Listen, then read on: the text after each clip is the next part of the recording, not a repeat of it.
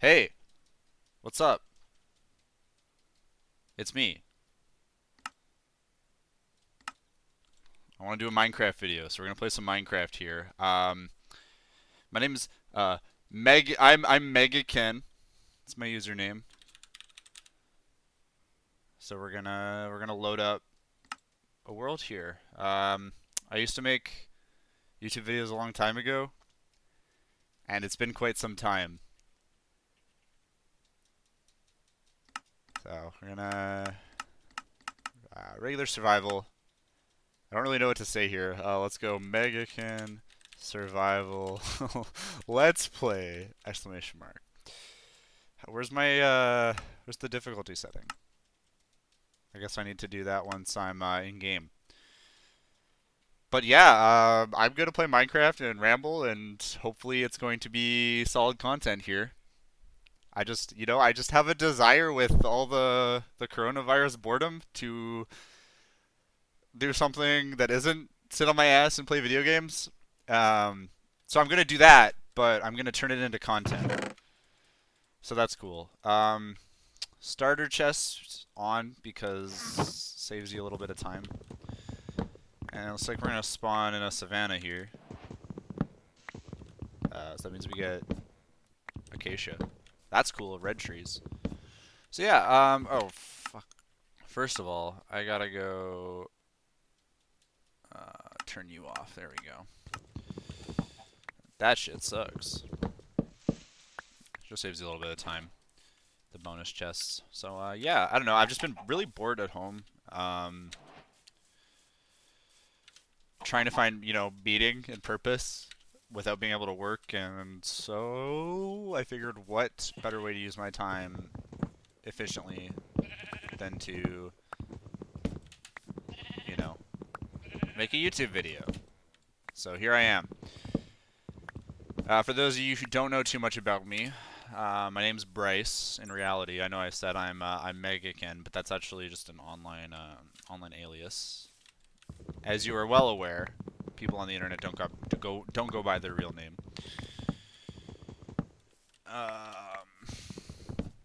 Let's see, what can I say about me? I am in university for information technology / programming.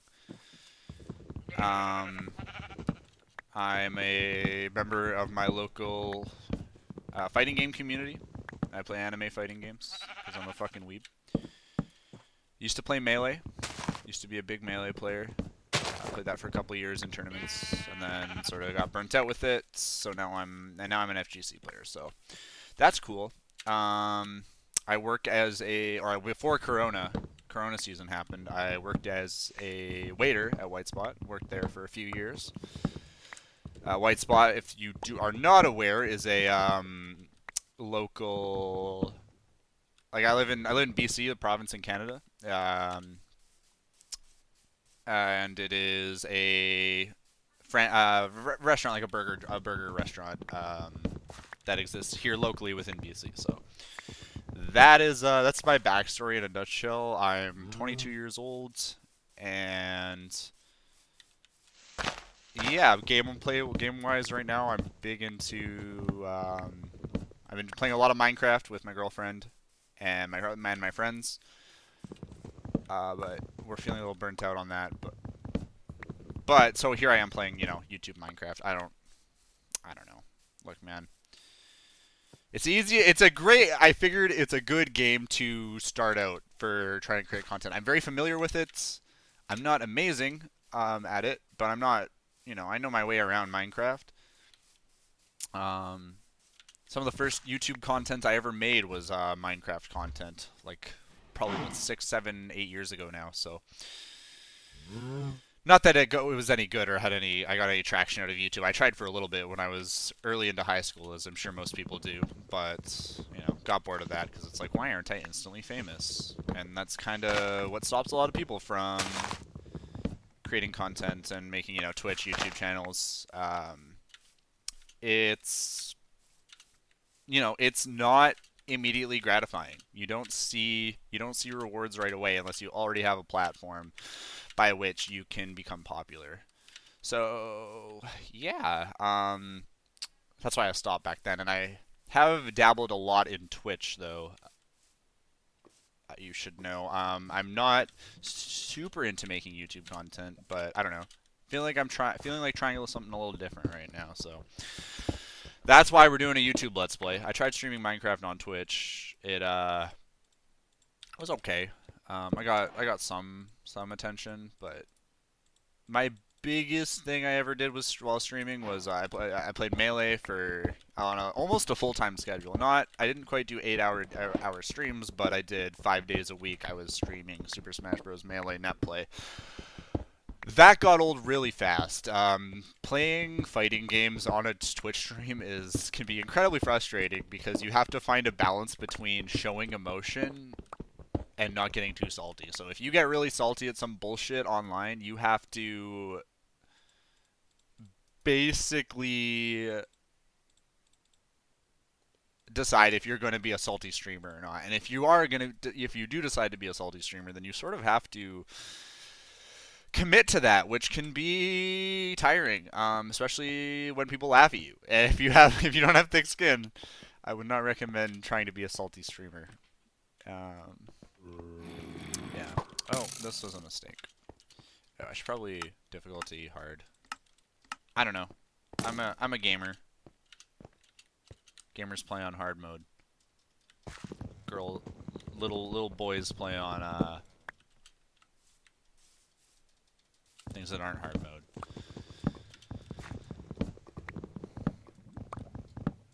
As I fully regret saying that and completely freeze up because I don't know how to ramble. Alright, let's kill some sheep. I'm gonna need a bed. But, yeah, so, as I was saying, what was I saying?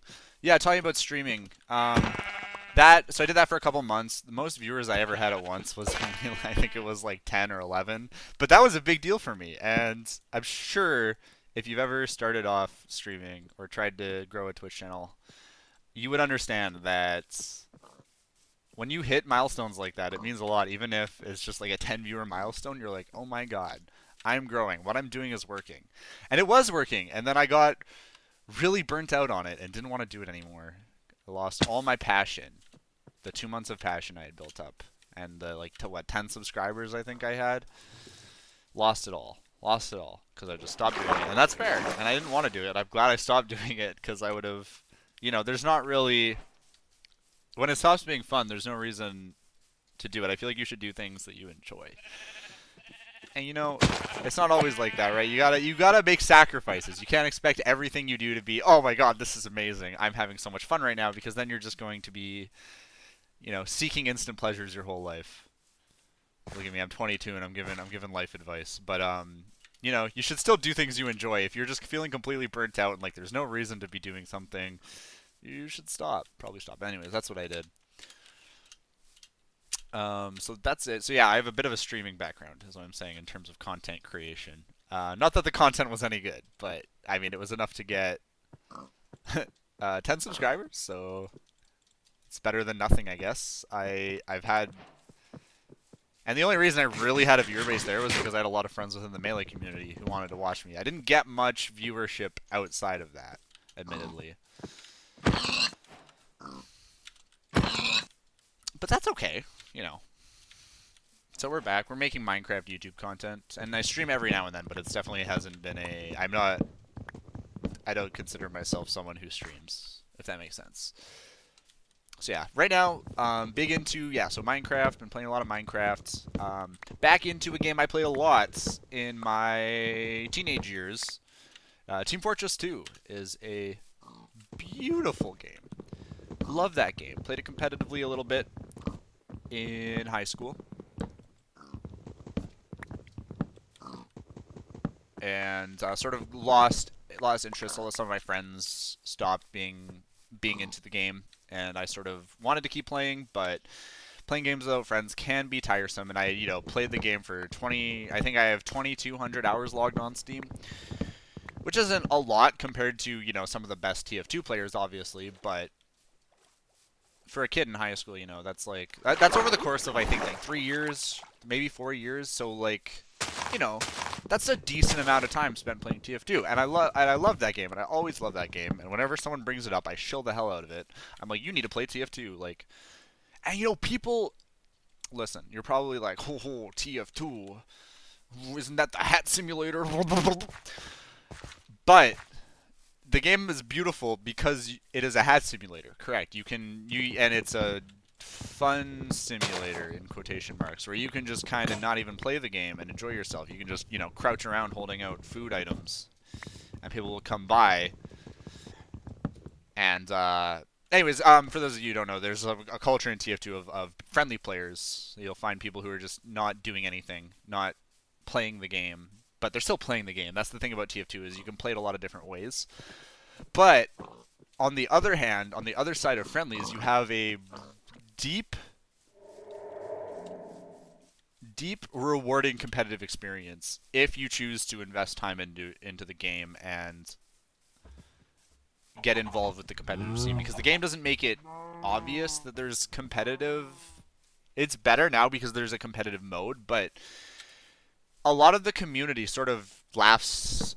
Even people within the community laugh at the idea of competitive TF2 because for so long there was no official way to play competitive TF2, and there still isn't really. It's sort of like a casual competitive mode that sort of doesn't really follow the already established guidelines for competitive TF2 that the community used. And for those of you who don't know, competitive TF2 falls into two categories generally. There's 6 versus 6, so for those of you who don't know, TF2 is 9 classes, and there's 6 versus 6, which is 6 players on each team. So obviously you don't have one of every class. There's actually, and that's 6 versus 6 is a really sort of, I would say, bastardized version of what TF2 is as a game in a good way. Like, I know I say bastardization, and that's immediately sort of, oh man, that sounds really bad. But and it is sort of a negative, but the way they get basically the game has sort of the community has made a rule set, sort of like how tournament melee exists outside of what Nintendo wants melee to be. 6 versus 6 exists in that sort of niche where they've changed the rules so you're only allowed 2 of each class, except for a medic and demo man, which are two powerful, I guess, powerful classes within the game that you can't have 2 of because that would be too much. And like these are rule sets originating from like the early days of TF2, which came out in 2007, I believe, if I'm not mistaken. So it's sort of really, it exists outside of that. Oh, all right, we lost that progress. It exists outside of that, in that sort of weird area, and like you only play specific maps, so it's a lot. Like I draw a comparison between the two all the time, Melee and TF2. For multiple reasons, not just the rule sets and the changing of the way the game's meant to be played, but there's a lot of similarities.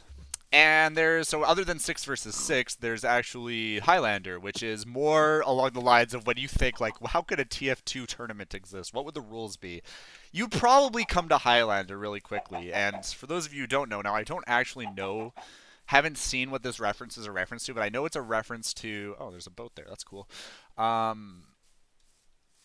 movie that says Highlander, it's like, I think it's called Highlander. Like, there can only be one. So Highlander is one of every 9 class on each team. And there's a bigger variety of maps played in Highlander. Not every map is played, because some of the maps in TF2 are just god-awful if you're trying to take the game seriously and win. But it's one of every class, and it's great, and it's a lot of fun. It's very hectic, and it's hard to have an organized team. So there's sort of 6 versus 6 is a great organized way to play Team Fortress 2 competitively. I gotta find the chest in this, man. What are you doing? Oh, alright. But Highlander is like great in theory, and isn't really a different way to play the game. Nice. But it's super chaotic because you have trying to organize 9 people if you want to play on an official team. I think Highlander is a great way to play casual competitive TF2, and I'm really upset that when Valve decided to, Valve being the creators of Team Fortress 2, if you're not aware, decided to implement competitive, which they did very late into TF2's lifespan, so late that people think it was detrimental to the game. Um, that I was, and they did not implement. They implemented 6 versus 6. It was like, okay, well, 6 versus 6 is a lot of people's preferred way to play competitive TF2, but they didn't include any class limits, which I personally think is fine, because I wouldn't. You want, when you're trying to get people to play a competitive game, you want the base game to be as close to, like, the casual experience to be as close to the competitive experience as possible, like Overwatch, CS:GO, Dota 2 just has one. Those all have, well, CS:GO has multiple game modes, but everyone just plays competitive. I say with quotations. Um, they all have one game mode for the most part, right? It's like the same thing.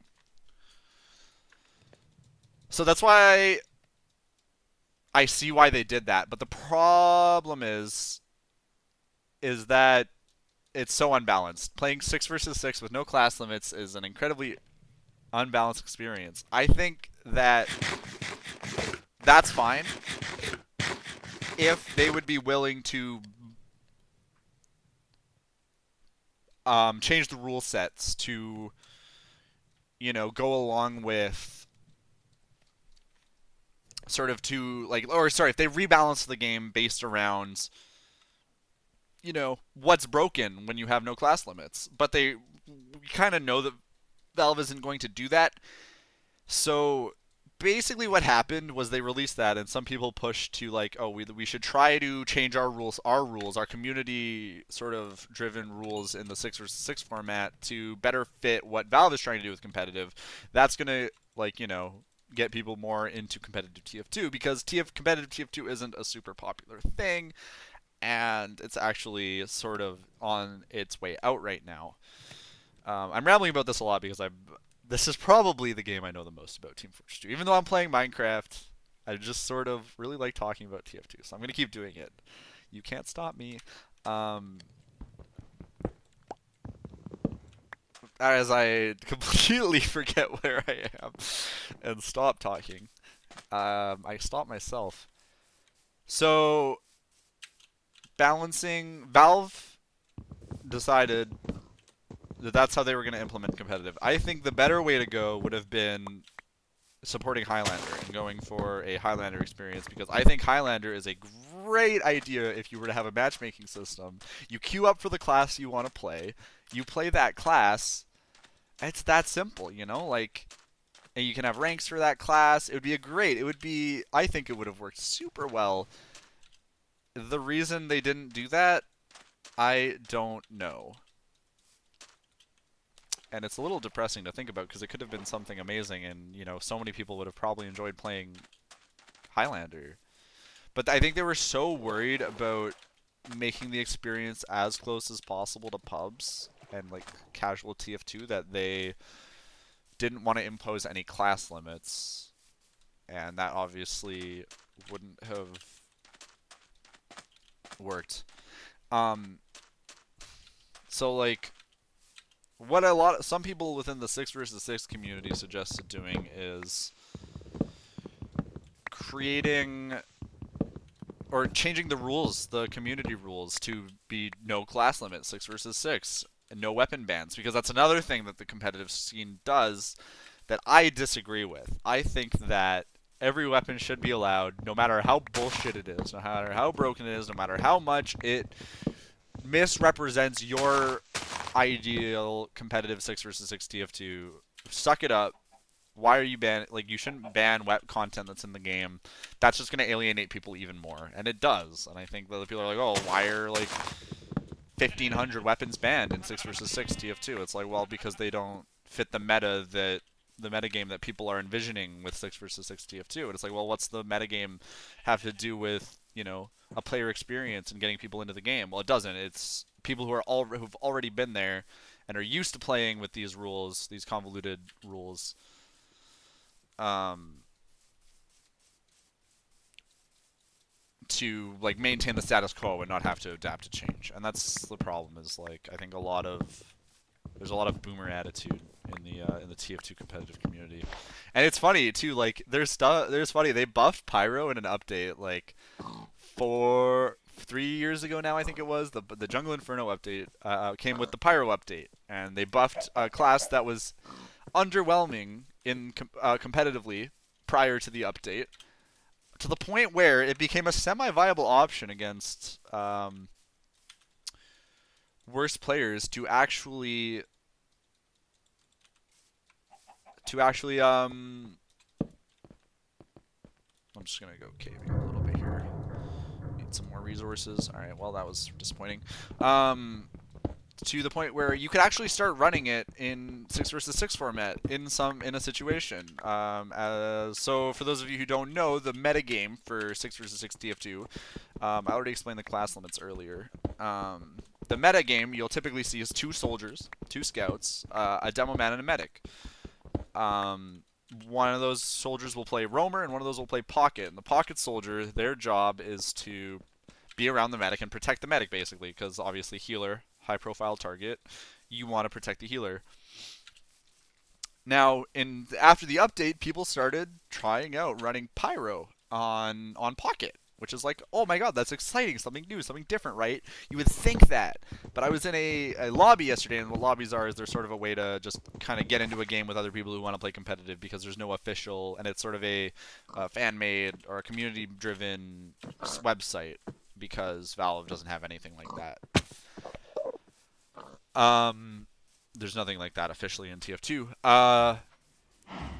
And the other team was running a pocket Pyro, I remember. And 2 of my players, like 2 rounds into the game, 2 of my teammates, like 2 rounds into the game, were just like, "Fuck this, I'm out," and they left. They rage quit because there's a Pyro on the other team, and it's not like it was even that powerful. My team, once they got 2 substitutes in, 2 subs, we actually won the lobby against this guy who did not switch off Pyro. He kept going Pyro. But everyone was like, "No, this is stupid," and I didn't say anything. But I'm thinking, why? Because it's different because you don't find it fun because you have to adapt and do something different. You're not used to this. It was so funny, and it's coming from someone who's relatively outside of the competitive community, because I haven't played on a team in forever, and I only play lobbies now for fun, and I'm sort of getting back into it and trying to get good again. I want to find a different biome to build in, by the way, if anyone's sort of wondering what I'm up to right now within the game. It's like there was no reason it wasn't that strong. Like, he was a good Pyro and he was, killing them. But everyone's like, "Fuck this. I'm not going to play against a Pyro." Why not? Like, adapt, change your mindset. Like someone joined in and someone off class to heavy and switched to heavy, and like heavy's incredibly strong against Pyro. And we won, and it's like, you just adapt and change. But that's the thing with TF2 is like people don't think in that way, and that's why I think there's a lot of problems within competitive meta. That's why people won't. That's the same reason why people are like, "No, I don't want to." Did I come from this way? Hard to say, isn't it? No, I think those are spawning in. It's hard to say, right? Like, why bother? Like, I don't know. It's just like it feels like something that's so detrimental to the game's community, is this just reluctance to change and try to like change the rule sets around and accept like a different metagame by like maybe unlocking classes. And then, if TF2 is so aligned with if people start playing competitive TF2, maybe Valve can find a way to monetize it. So it's like, and that's really important. So why not try to make the rule set more like what Valve is envisioning for competitive TF2?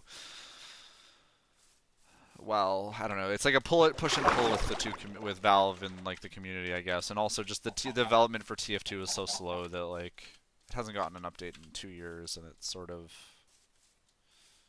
there's like 2 developers or 3 developers, which is very sad because the game used to be a huge moneymaker. It was their original moneymaker, and now it's like CS:GO and Dota are like their money makers, and that's fine. Like, new things come along and people get into it. I don't like CS:GO personally. I have fun with it on occasion. But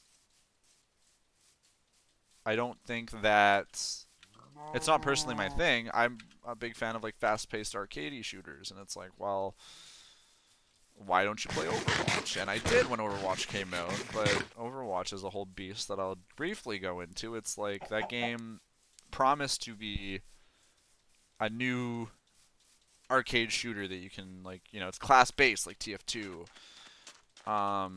There's like rockets. There's the rocket girl like Farah. She's like Soldier. She can fly into the air like Soldier. There's Tracer. She's super fast and does a lot of damage up close. She's like Scout, and it's like there's obviously a sniper, Widowmaker, and she can grapple hook and stuff. And it's like, and Junkrat has Demo Man grenade launcher, and it's like cool. And then you're like, you start playing the game. And it's like they have abilities, and it's like, well, that could be fine if done well. But the abilities replaced the practice and the work you had to put in, and the interesting movement that makes sort of TF2 a great competitive game. It's like it's sort of not there with Overwatch, and it's really unfortunate. But there's like, a great way to put it is, in TF2, Soldier can rocket jump, and it's a whole movement system, and everyone is really, you have to put time in to master TF2's movements and like using the Source Engine movement quirks to like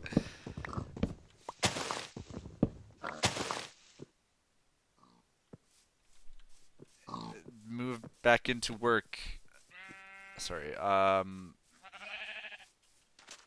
with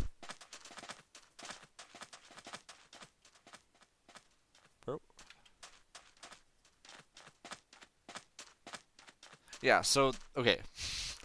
I'm gonna end the video pretty soon here. Getting really off having a lot of trouble staying focused because I have a bad attention span. So TF2 has rocket jumping, obviously. Soldier can rocket jump, shoot a rocket at your feet, send yourself flying, but you have to like master the movement of that. And there's a whole community and a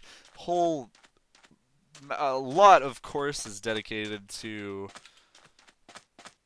like specific maps that are made to practice rocket jumping, and it's a single player experience within TF2. And it's like, that's really cool. And you have so much control and freedom over your movements. That's great. Oh, what Overwatch does, right, with Farah, who's supposed to be like, Overwatch's equivalent of Soldier, is, you have a button, you press shift and you fly into the air, and then you have hover jets, and you can slowly sort of hover around. There's no feasible way you could make an interesting rocket, an interesting movement course with Farah, because she has a way to propel herself with the knockback thing. It's inconsistent. And if you have a challenging concept maybe for one, you could have one or two maps, I think, for it. It's not as deep. You don't have to learn anything there. It just does it for you. But it's like, well, that's great. It's so much easier. It's like, well, yes and no. Like, the fact that you just press a button and you don't have to learn rocket jumping is cool, but you don't also get the personal like satisfaction of learning how to rocket jump, and the power you feel when you have more control over your rocket jumps and you can own people because of how good you are at rocket jumping. That doesn't really exist in Overwatch. It's like, well, who can aim their rockets better? And that's how it feels with Overwatch. So the only real experience is TF2. Sorry, I'm back. We got pizza. We're at 30 minutes here for this recording. We're probably gonna go for 5 more minutes or so here. Oh, I don't even know what I was talking about. Overwatch. But let's not talk about Overwatch anymore, because I don't like that game. Yeah, TF2's great. Minecraft's great. So anyways, yeah, I've been back into TF2. That was a whole ramble for like 7 hours about TF2. That started by me saying, I've been playing TF2 again lately. That game's still great. Competitive scene is a little lacking from what I can tell now. There's not as many options for getting in and playing the game competitively, which sucks, despite the fact that there's an in-game matchmaking system. It's just not quite there, unfortunately. Oh, we got a Mesa. That's kind of cool. So yeah, like that game exists. Terraria is getting an update soon, which is going to be really cool. Been following that game since its inception, basically. Back when, like, Minecraft YouTubers were given early copies of Terraria to play, like the Yogscast, some of the creatures. Those were good times. So, yeah, I'm pretty excited. The final update coming out to that game. So, time to go through it one last time, I guess, and sort of give it one more. It's always fun when there's a new big content update for Terraria to like make and do another playthrough, right? You just get a little farther each time you do it. I think that's the best way to do it, right? Because you get a lot of new world additions, stuff like that. It's great. It's a lot of fun. I love the progression in Terraria, and sometimes I wish Minecraft had something like that. And it kind of does with mods, but it doesn't feel quite as focused as Terraria does. I remember there was a mod one time that someone made that was supposed to be, Terraria in Minecraft. I don't know what happened to that. I remember they had Eye of Cthulhu, and it was a work in progress. So absolutely no trees in this biome, or dirt to dig on the trees thereof. So we're gonna keep running. I want green. That's a weird looking green. There's trees on that green. Interesting. Who wants to build in a mesa, right? Like, do I? Do I want to build in a mesa? No. Not in particular. We'll keep going. Yeah, so personally, I feel like TF2 is a really solid game that I wish got more love. Basically, I'd love to see a Team Fortress 3 at some point. I'm sure it'll happen. I'm sure that game was such a hit, right? They couldn't not do it, right? With the success of Overwatch, they saw that success, how Blizzard took the TF2 concept and modernized it. Hopefully they don't modernize it too much with a new game, but I'm sure if Team Fortress 3 ends up being more focused as like a esport, because that's where all the money is, right? Is the esports. I'm sure that I can pull something off, and we can have something beautiful, and I can maybe fulfill my lifelong dream of becoming an esports pro and having bitches and hoes and crack, lots of crack cocaine. Yeah. So hopefully, hopefully that happens. That'd be fucking sick. It's not night. Looks pretty dark. There we go. So yeah. All right. I think I'm gonna call the episode there. Thanks for watching. Subscribe if you'd like to see more in the future, and that's it.